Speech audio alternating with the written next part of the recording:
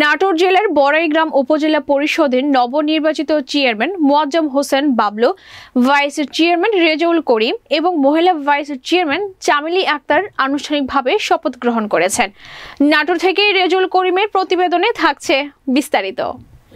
মঙ্গলবার সকাল 10টায় রাজশাহী শিল্পকলা একাডেমি মিলনায়তনে বিভাগীয় কমিশনার ডক্টর দেওয়ান মোহাম্মদ হুমায়ুন কবির নবনির্বাচিত চেয়ারম্যানদেরকে শপথ বাক্য পাঠ করান।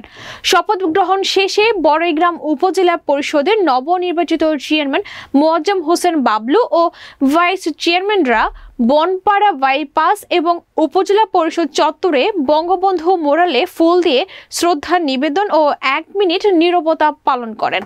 নবনির্বাচিত চেয়ারম্যানরা জানান, আজ থেকে আমরা আনুষ্ঠানিকভাবে উপজেলার চেয়ারম্যানের দায়িত্ব গ্রহণ করছে।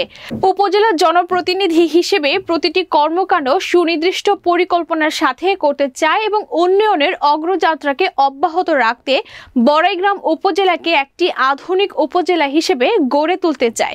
আমি সকলের পরামর্শ ও সহযোগিতা নিয়ে উপজেলার উন্নয়ন ও সকল ক্ষেত্রে শান্তি প্রতিষ্ঠা করতে চাই।